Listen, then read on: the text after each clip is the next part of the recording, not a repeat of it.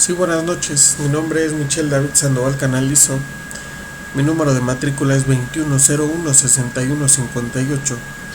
Estudio en la Universidad Virtual del Estado de Guanajuato la licenciatura en Derecho. El módulo que estoy cursando es Juicio de Amparo número 1. Este video es correspondiente al reto número 2, de nombre La Jurisprudencia. Mi asesor virtual es el doctor Jesús Aguilera Durán. Para el caso número 1 que se nos presenta en este reto, debemos de identificar el método de integración para la tesis 102-2011 emitida en la primera sala, publicada en el Semanario Judicial de la Federación y en su Gaceta, en el tomo número 34, publicada en septiembre del 2011. Es correspondiente a la novena época, en la página 489.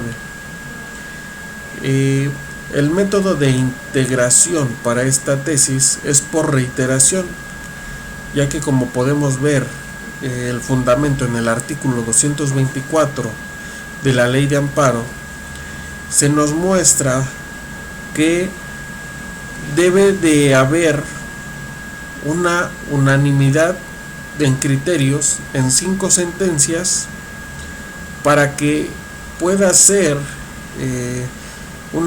tomada como una jurisprudencia por reiteración.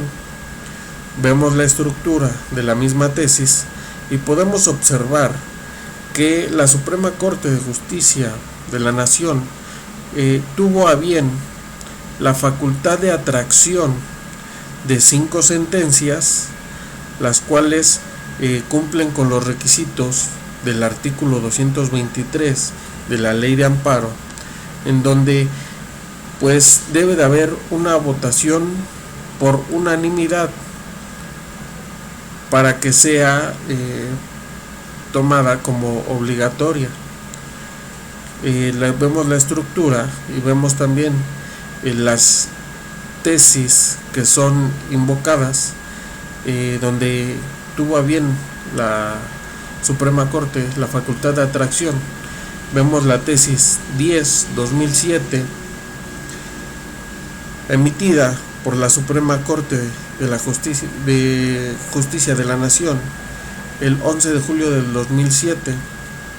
También vemos la facultad de atracción en la tesis 78-2010, la cual es una votación unánime de 4 votos. También se nos muestra la facultad de atracción de la tesis 120-2010, también por unanimidad de 4 votos. Se nos muestra la facultad de atracción de la tesis 168-2010, igualmente unanimidad de votos al emitir 4, y la facultad de atracción en la tesis 13-2011 con 5 votos. Observamos que cumple todos los requisitos para hacer una jurisprudencia por reiteración. En el caso número 2 podemos observar la tesis 78-2018 emitida por la primera sala, publicada en el Semanario Judicial de la Federación, en el libro 61, tomo 1, en diciembre de 2018. Es publicada en la 10ª época, en la página 239. Para este caso se nos solicita que hagamos un razonamiento en donde se sustituye la tesis, se toma en cuenta la tesis 93-2013, publicada en la 10ª época, la cual va a ser sustituida por la jurisprudencia 78-2018 en la 10ª época, emitida por la Suprema Corte de Justicia, en la cual la jurisprudencia es sustituida, ya que se interpreta en la jurisprudencia, en la primera, que va a ser sustituida, se interpreta las legislaciones adjetivas penales del estado de Chihuahua y de Durango, que sustentan que la orden de citación a un investigado a la audiencia de formulación de imputación con apercibimiento de aprehensión en caso de no comparecer transgrede su derecho a la libertad deambulatoria, pues coloca al individuo en una situación ineludible de obediencia ante un mandato judicial, lo que se traduce en un acto de imposible reparación y pues el cual puede ser impugnado a través de un juicio de amparo indirecto. Este juicio de amparo indirecto fue concedido para la tesis, pero con el transcurrir del tiempo se hace un análisis en la jurisprudencia 78-2018 emitida en la 10ª época, en donde la Suprema Corte de Justicia revisa el sistema de justicia penal acusatorio oral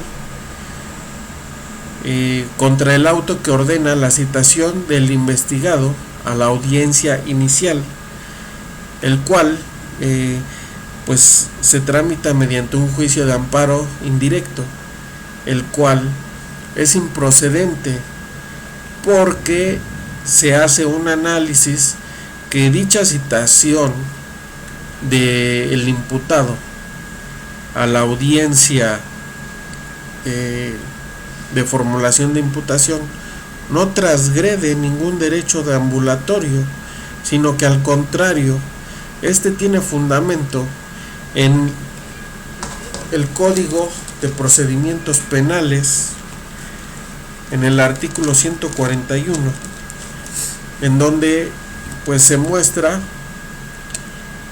que no transgrede, que al contrario se debe de él presentar, estar pendiente de cuáles son los cargos que se le van a imputar y que él pues tenga un procedimiento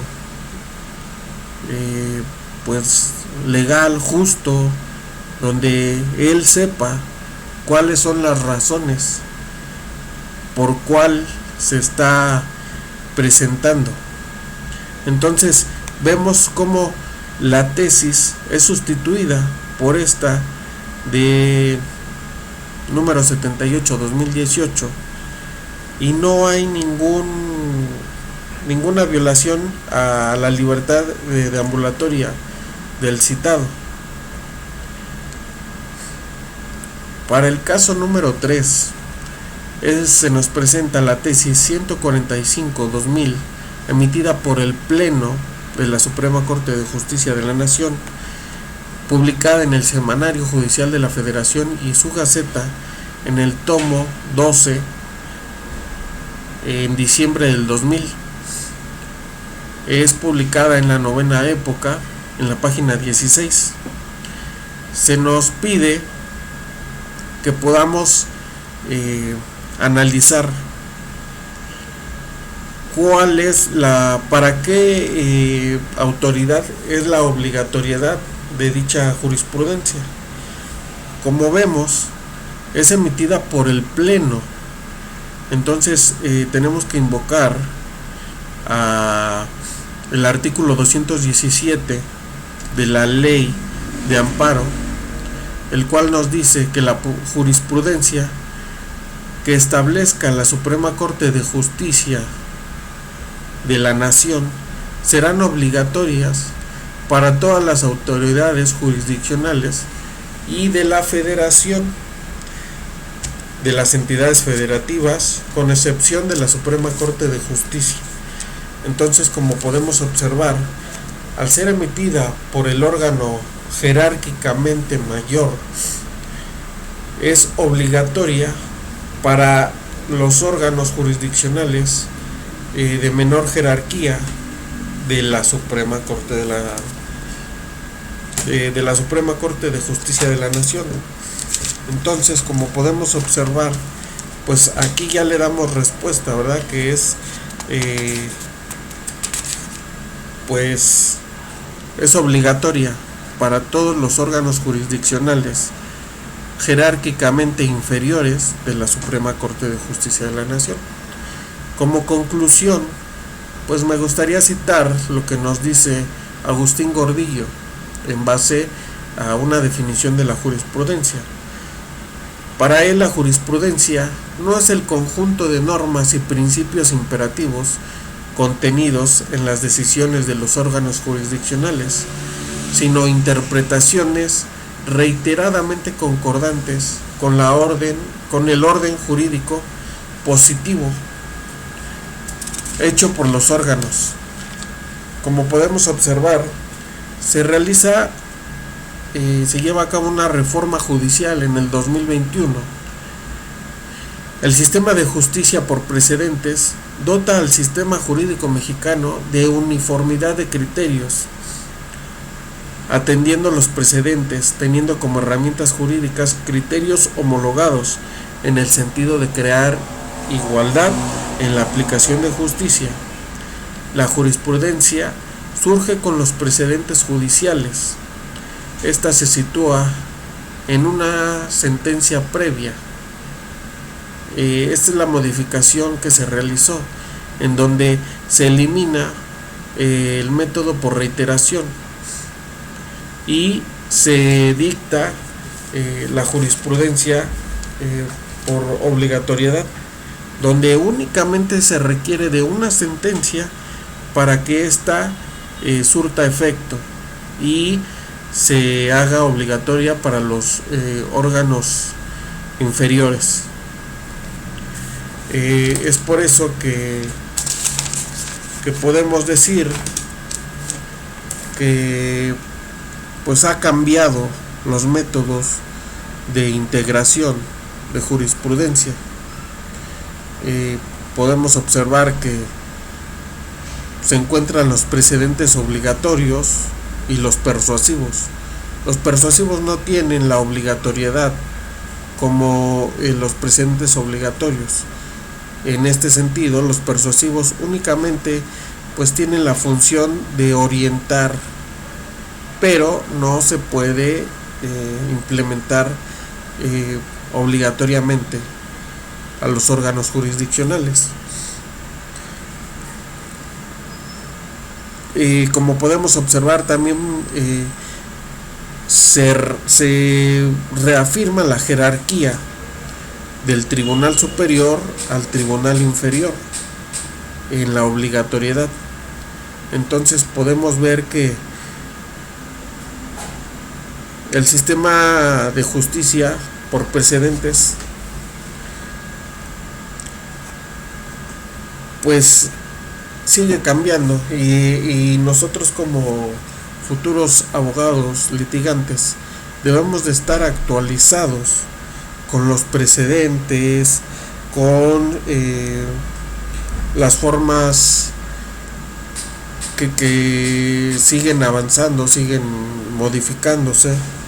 Debemos de estar muy presentes, conocer cómo está integrado el Poder Judicial, la Suprema Corte de Justicia, que sesiona en salas o en plenos, o también podemos ver que existen los plenos regionales, los tribunales colegiados de circuito.